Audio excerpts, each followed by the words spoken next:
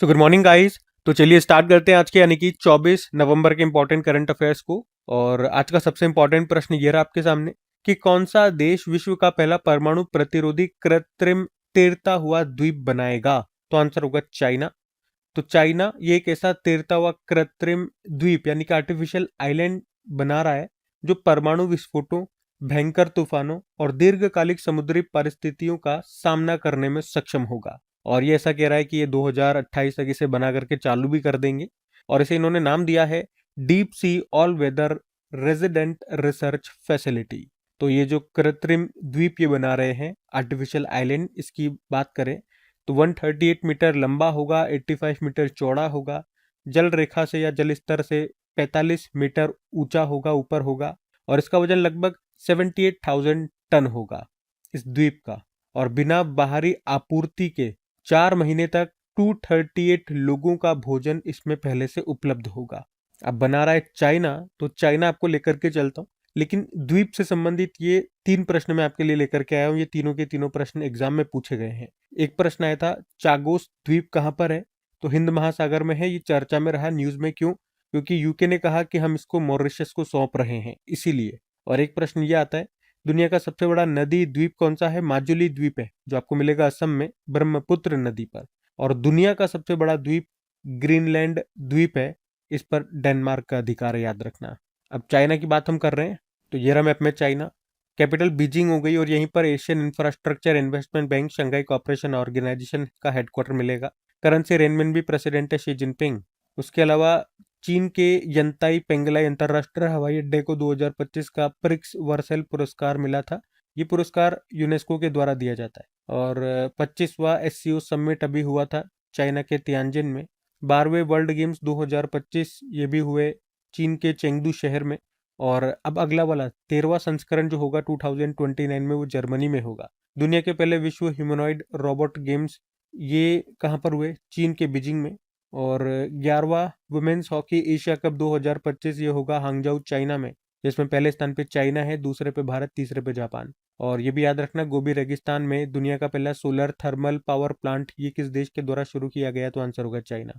ठीक है, तो सारे पॉइंट्स ध्यान में रखना। अगला प्रश्न देखते हैं। फिर अगले में पूछ रहे हाल ही में किसे 2026 अंतरराष्ट्रीय टेनिस हॉल ऑफ फेम के लिए चुना गया है? तो आंसर होगा रॉजर फेडरर। तो अभी स्विट्जरलैंड के star tennis player Roger Federer, इनको 2026 टेनिस हॉल ऑफ फेम में शामिल किया गया है। अच्छा, international tennis hall of fame ये न्यूपोर्ट अमेरिका में स्थित है। एक तरह का नॉन प्रॉफिटेबल ऑर्गेनाइजेशन है जो टेनिस खिलाड़ियों और खेल में योगदान देने वाले अन्य लोगों को सम्मानित करता है। बाकी रॉजर फेडरर की बात करें, इन्होंने अपने जीवन में टोटल 20 ग्रैंड स्लैम जीते हैं, जिसमें से 6 तो ऑस्ट्रेलियन ओपन है, 1 फ्रेंच ओपन है, 8 विंबलडन ओपन है और 5 यूएस ओपन है। और ये 310 सप्ताह तक नंबर 1 पोजीशन पे रहे। 103 एटीपी टूर खिताब इन्होंने जीते। और 2014 में डेविस कप खिताब जीता था। 2022 में इन्होंने रिटायरमेंट ले लिया। ओलंपिक मेडल भी ये 2 बार जीत चुके हैं। एक तो डबल्स कैटेगरी में जीता था इन्होंने गोल्ड 2008 के बीजिंग ओलंपिक में, और सिंगल्स में सिल्वर जीता था 2012 के लंदन ओलंपिक में। ठीक है, तो ये तो इनसे संबंधित बातें हो गई। अब टेनिस से 2 पॉइंट में आपको और रिवाइज करवा दूं। अभी जो एटीपी फाइनल 2025 का खिताब किसने जीता? जेनिक सिरनर ने जीता है, वो इटली से हैं। इन्होंने फाइनल में हराया कार्लोस अल्काराज को, जो स्पेन से है। वहीं डब्ल्यूटीए फाइनल्स जो महिलाओं का होता है और 2025 वाला ये जीता है एलेना रिबाकिना ने, जो कजाकिस्तान से हैं। इन्होंने हराया फाइनल में आर्यना सबालेंका को, जो बेलारूस से है। अब जो साल में 4 ग्रैंड स्लैम होते हैं वो भी रिवाइज कर लो इस साल के, जैसे कि Australian open men single Jannik Sinner विजेता रहे, इटली से हैं। वुमेन सिंगल मेडिसिन कीज अमेरिकी है। French open men single Carlos Alcaraz ने जीता, स्पेन से हैं। वुमेन ओपन कोको गॉफ ने जीता, अमेरिकी है। Wimbledon open men single Jannik Sinner ने जीता और वुमेन सिंगल इगा स्विटेक ने जीता, पोलैंड से है। और लास्ट में जो हुआ था यूएस ओपन, इसमें मेन सिंगल कार्लोस अल्काराज ने जीता, स्पेन से हैं। और वुमेन सिंगल आर्यना सबालेंका ने, जो कि बेलारूस से हैं। और वो स्टैटिक प्रश्न हमेशा बताता हूँ कि कौन सा ग्रैंड स्लैम किस कोर्ट पे होता है। तो ऑस्ट्रेलियन ओपन और यूएस ओपन तो होता है हार्ड कोर्ट पे, फ्रेंच ओपन होता है क्ले कोर्ट पे और विंबलडन ओपन होता है ग्रास कोर्ट पे। ठीक है, तो ये भी ध्यान में रखना। अगला प्रश्न देखते हैं। फिर अगले में पूछ रहे हैं कि 2025 वर्ल्ड बॉक्सिंग कप फाइनल्स की मेडल टैली में टॉप पर कौन सा देश रहा? तो आंसर होगा भारत। तो 2025 वर्ल्ड बॉक्सिंग कप फाइनल्स में हम बात कर रहे हैं, जो कि हुआ 15 से लेकर 22 नवंबर तक। कहाँ पर हुआ? नई दिल्ली में। और इसमें भारत ने टोटल 20 मेडल जीते हैं, जिसमें 9 गोल्ड हैं, 6 सिल्वर हैं, 5 ब्रोंज हैं। मेडल टैली में बात करेंगे तो भारत इसमें टॉप पे रहा है 20 मेडल के साथ। दूसरे पे उज्बेकिस्तान है और तीसरे पे इंग्लैंड है। और ये वर्ल्ड बॉक्सिंग कप की अगर हम बात करते हैं तो इसका आयोजन 3 फेज में किया गया, और ये इस कंपटीशन का पहला एडिशन था इस साल। इसको ऑर्गेनाइज किया वर्ल्ड बॉक्सिंग ने। अच्छा, 3 फेज में जो ये हुआ, पहला फेज इसका ब्राजील में हुआ था, मार्च अप्रैल के महीने में हुआ था अभी। दूसरा फेज कजाकिस्तान अस्ताना में हुआ था जून जुलाई में। और अभी इसका जो ये तीसरा फेज बोल दो या फाइनल बोल दो, अभी भारत में हुआ नई दिल्ली में, अभी नवंबर में। और हमने कहा ऑर्गेनाइज किया वर्ल्ड बॉक्सिंग ने, तो इसकी स्थापना अभी अप्रैल 2023 में ही हुई थी। इसीलिए तो अभी ये पहला संस्करण अभी हुआ। और हेडक्वार्टर कहाँ पर है? ल्यूजेन, स्विट्जरलैंड में है। उसके अलावा बॉक्सिंग से कुछ पॉइंट्स और देख लो। अभी वर्ल्ड बॉक्सिंग चैंपियनशिप 2025 हुआ था लिवरपूल, इंग्लैंड में। और इसमें आप देखोगे भारत ने टोटल 4 मेडल जीते हैं। 2 गोल्ड हैं, 1 सिल्वर, 1 ब्रोंज, और भारत मेडल टैली में तीसरे स्थान पर है। तो ये 2 मेडल कौन कौन लेकर के आए भाई? एक तो जैस्मिन लेम्बोरिया 57 किलोग्राम कैटेगरी में, और मीनाक्षी हुड्डा 48 किलोग्राम कैटेगरी में। अब जैसे कि ये जो पहला वाला, ये भी पहला एडिशन था वर्ल्ड बॉक्सिंग चैंपियनशिप का, जो अभी लिवरपूल, इंग्लैंड में हुआ। और जो अगला एडिशन होगा 2027 में होगा, दूसरा एडिशन अस्ताना, कजाकिस्तान में होगा। अभी भारतीय मुक्केबाजी महासंघ के अध्यक्ष फिर से बन गए अजय सिंह, लगातार तीसरी बार। और बॉक्सिंग फेडरेशन ऑफ इंडिया, इसका मुख्यालय नई दिल्ली और चेयरमैन अजय सिंह है, ध्यान में रखना। अगला प्रश्न देखते हैं। फिर अगले में पूछ रहे हैं कि अभी हाल ही में भारतीय सेना को किसके लिए बौद्धिक संपदा अधिकार दिए गए? तो आंसर होगा 3 परत वाली डिजिटल प्रिंट वर्दी के लिए। तो अभी इंडियन आर्मी को अपनी नई कॉम्बैट यूनिफॉर्म में यूज किए गए डिजिटल प्रिंट के डिजाइन के लिए भी इंटेलेक्चुअल प्रॉपर्टी राइट्स दिए गए हैं। ये डिजाइन और पैटर्न का यूज सेना अलग अलग एनवायरनमेंट में बेहतर छिपाव के लिए करती है। छिपाव के लिए करती है मतलब उनकी प्रिंटिंग कुछ ऐसी है जैसे कि झाड़ियों के पीछे, पेड़ों की पत्तियों के पीछे अगर वो छुप जाएंगे तो उनकी वर्दी से, उनकी वर्दी पे जो प्रिंटिंग है उससे ऐसा लगता नहीं है वहां पे कोई इंसान छिपा हुआ है। वो उसमें मिक्स हो जाता है, क्योंकि दुश्मन के क्षेत्र में जा रहे हैं तो अपने आप को हाइड करके हुए भी रखना होता है, ताकि दुश्मन को समझ में ना आए कि गोलियां कहाँ से चल रही है, हमें कहाँ से पीटा जा रहा है। तो सामने वाले को मारने के साथ साथ अपना भी बचाव करके चलना होता है। तो वहां पे ये वर्दी बहुत काम आती है। इसकी जो डिजाइन है, इस पे जो प्रिंटिंग है, ये बहुत काम आता है अपने आप को दुश्मन से बचाने के लिए। और उसी के लिए भी इनको ये बौद्धिक संपदा अधिकार दिए गए। बात करें इस वर्दी पे जो ये डिजाइन है या इस वर्दी को किसने बनाया है, तो इस कॉम्बैट यूनिफॉर्म को national institute of fashion technology और आर्मी डिजाइन ब्यूरो के द्वारा डेवलप किया गया है। यह डिजाइन का अधिकार अब केवल आर्मी के पास है। अगर कोई ऐसा ही सेम पैटर्न और डिजाइन बनाता है तो उस पर कानूनी कार्रवाई की जा सकती है। इस कॉम्बैट यूनिफॉर्म में 3 परतें हैं। इसकी जो आउटर लेयर है, जिसमें ये कैमोफ्लैग बोल दो अंग्रेजी में या हिंदी में छलावरण बोल दो, इसके लिए डिजिटल प्रिंट आपको दिखेगा इसके आउटर लेयर में। जो इनर लेयर है, बीच वाली जो लेयर है, ये लेयर हल्के मटेरियल से बनी है ताकि सांस लेने में परेशानी ना हो। और जो बिल्कुल अंदर वाली लेयर है वो थर्मल लेयर है, ये सबसे नीचे की लेयर होती है जिसका काम टेम्परेचर को कंट्रोल करना होता है। बाकी इंटेलेक्चुअल प्रॉपर्टी, बौद्धिक संपदा मतलब क्या हो गया? जब भी कोई व्यक्ति कोई भी नया इनोवेशन करता है तो वो उसके द्वारा बनाई गई उसकी इंटेलेक्चुअल प्रॉपर्टी हो जाती है, बौद्धिक संपदा हो जाती है। अगर उसका वो पेटेंट ले लेता है तो फिर कोई दूसरा व्यक्ति बिना परमिशन के उसका इस्तेमाल नहीं कर सकता है। और आपको याद है वर्ल्ड इंटेलेक्चुअल प्रॉपर्टी डे भी होता है, 26 अप्रैल को होता है। और वर्ल्ड इंटेलेक्चुअल प्रॉपर्टी ऑर्गेनाइजेशन का मुख्यालय आपको मिलेगा जेनेवा, स्विट्जरलैंड में। और यही ऑर्गेनाइजेशन ग्लोबल इनोवेशन इंडेक्स को भी जारी करता है। अभी जो 2025 के लिए ये जो ग्लोबल इनोवेशन इंडेक्स आया है उसमें भारत की रैंक भी याद रखना 38 है, और उसमें टॉप पर स्विट्जरलैंड है। ठीक है, ये पॉइंट्स भी ध्यान में रखना। अगला प्रश्न देखते हैं। फिर अगले में पूछ रहे हैं कि कोडाई कनाल सौर वेधशाला की स्थापना कब हुई? तो आंसर होगा 1899 में। तो अभी हाल ही में Aryabhatta Research Institute of Observational Sciences यानी कि अराइज के जो रिसर्चर्स हैं, वैज्ञानिक हैं, उन्होंने कोडाई कनाल सोलर ऑब्जर्वेटरी के पुराने डेटा की मदद से सूर्य के 100 साल तक के पुराने पोलर मैग्नेटिक हिस्ट्री के बारे में पता लगाया है। इसलिए ये चर्चा में है। कोडाई कनाल सोलर ऑब्जर्वेटरी ये एक तरह की सोलर ऑब्जर्वेटरी है कहाँ पर है? कोडाईकनाल, तमिलनाडु में। इसको ऑपरेट कर रहा है इंडियन इंस्टीट्यूट ऑफ एस्ट्रोफिजिक्स और ये स्थापित की गई थी 1899 में। तो इस सोलर ऑब्जर्वेटरी ने ही पहली बार 1909 में एवरशेड इफेक्ट की खोज की थी। अब जो अभी हम बात कर रहे हैं सूर्य का मैग्नेटिक फ्यूचर वो क्या है उसकी बात करते हैं। इसका मतलब है कि जो साइंटिस्ट हैं वो ये समझने की कोशिश कर रहे हैं कि सूर्य का मैग्नेटिक फील्ड फ्यूचर में कैसा बिहेव करेगा। मतलब आने वाले सालों में सूर्य का जो मैग्नेटिज्म है वो कितना स्ट्रांग होगा या वीक होगा।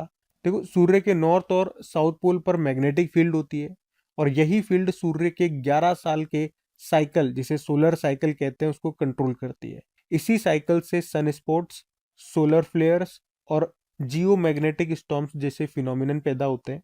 और इसको समझने का सबसे बड़ा फायदा अर्थ के लिए होगा क्योंकि सूर्य के स्टॉर्म अर्थ की टेक्नोलॉजी को इफेक्ट करते हैं। जैसे कि हमारा जीपीएस सिस्टम डिस्टर्ब हो जाता है, मोबाइल और सैटेलाइट कम्युनिकेशन बंद हो जाते हैं, फ्लाइट्स और एयरक्राफ्ट सिस्टम में प्रॉब्लम आने लगती है, पावर ग्रिड्स और इलेक्ट्रिक सप्लाई पर असर पड़ता है। तो इसीलिए ये इंपॉर्टेंट है। ठीक है, तो इसको ध्यान में रखना। अगला प्रश्न देखते हैं। फिर अगले में पूछ रहे हैं हाल ही में लॉन्च किया गया TIA पोर्टल किस क्षेत्र से संबंधित है? तो आंसर होगा ट्रेड एंड कॉमर्स। तो अभी कॉमर्स एंड इंडस्ट्री मिनिस्टर हैं पीयूष गोयल, जिन्होंने ट्रेड इंटेलिजेंस एंड एनालिटिक्स नाम से एक पोर्टल को लॉन्च किया है। इस पोर्टल का उद्देश्य है इंडियन एक्सपोर्टर्स को नेशनल और इंटरनेशनल ट्रेड से रिलेटेड जो भी डेटा है वो देना। इस पोर्टल को डिपार्टमेंट ऑफ कॉमर्स यानी कि ministry of commerce and industry के अंदर आता है ये डिपार्टमेंट ऑफ कॉमर्स, और उसने इसको तैयार किया है। तो है क्या ये TIA? तो ये एक ऑनलाइन पोर्टल है। इसमें ग्लोबल और नेशनल ट्रेड को लेकर के डेटा दिया जाएगा। इससे इंडिया के एक्सपोर्टर्स, MSMEs, पॉलिसी मेकर्स और ट्रेड एनालिटिक्स लेटेस्ट डेटा को देख सकते हैं और उसकी मदद से बेहतर डिसीजन ले सकते हैं। अब इसी तरह से कुछ और पोर्टल वगैरह मैं आपको रिवाइज करवाता हूँ जो न्यूज में रहे। एक याद होगा सभासार वेब पोर्टल, इसको पंचायती राज मंत्रालय ने लॉन्च किया। प्रेस रजिस्ट्रार जनरल हैं योगेश बावेजा, इन्होंने प्रेस सेवा पोर्टल लॉन्च किया। और प्रतिभा सेतु पोर्टल को UPSC ने। आदिवाणी एप्लीकेशन को जनजातीय मंत्रालय ने, ये भारत का पहला AI आधारित ट्रांसलेटर है। उम्मीद पोर्टल को अल्पसंख्यक मामलों के मंत्रालय ने। असम में भारत का पहला वल्चर कंजर्वेशन पोर्टल लॉन्च हुआ। कपास किसान ऐप, इसको हमारे जो कपड़ा मंत्री गिरिराज सिंह ने लॉन्च किया। और भारती नाम से एक पहल को लॉन्च किया था एपिडा ने।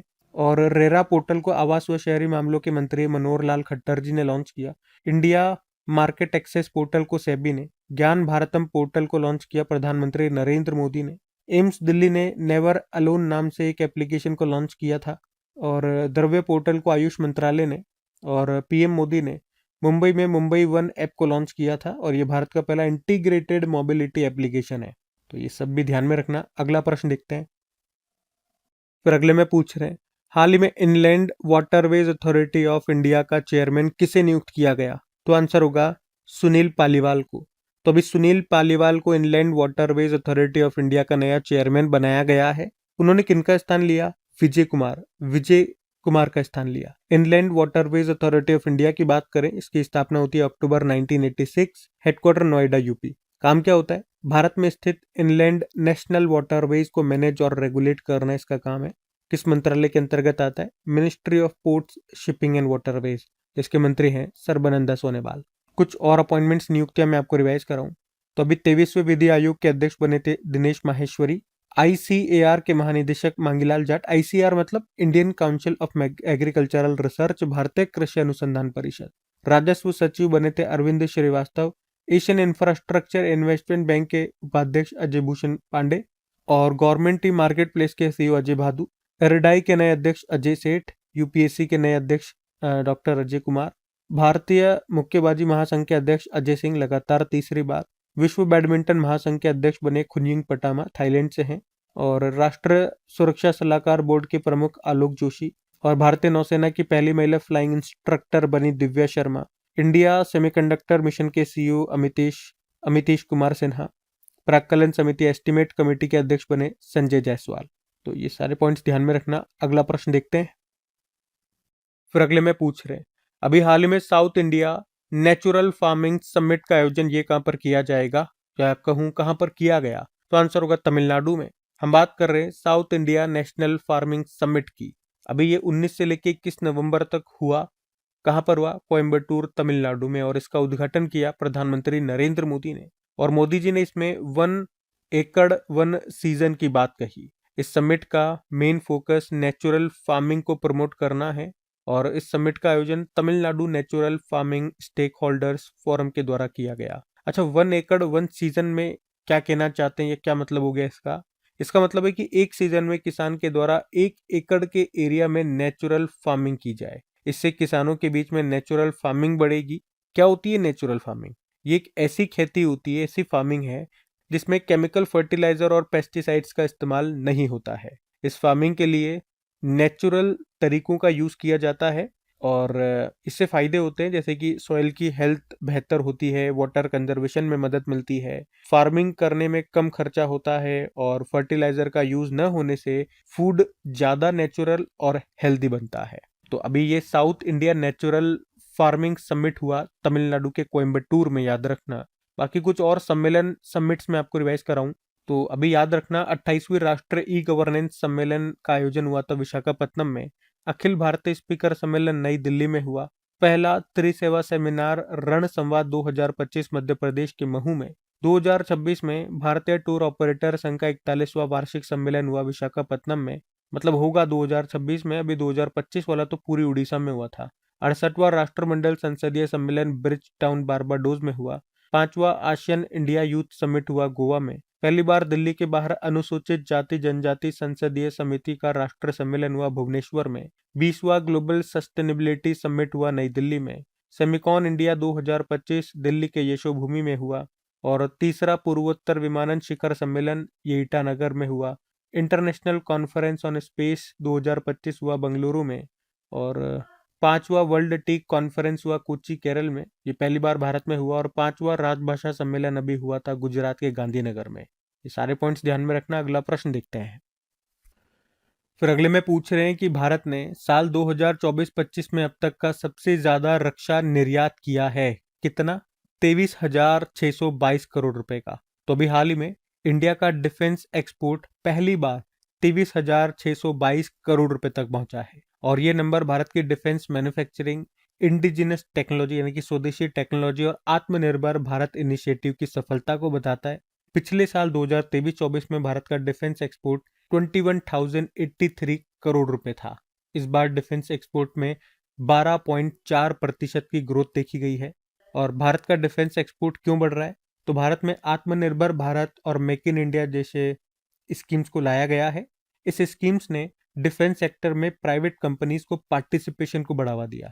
इससे भारत ने कई स्वदेशी टेक्नोलॉजीज को विकसित किया है, जिससे दुनिया में उन टेक्नोलॉजीज की डिमांड बढ़ी है। भारत अभी देखोगे तो 100 से ज्यादा कंट्रीज को डिफेंस आइटम एक्सपोर्ट कर रहा है, छोटे बड़े सब मिला करके।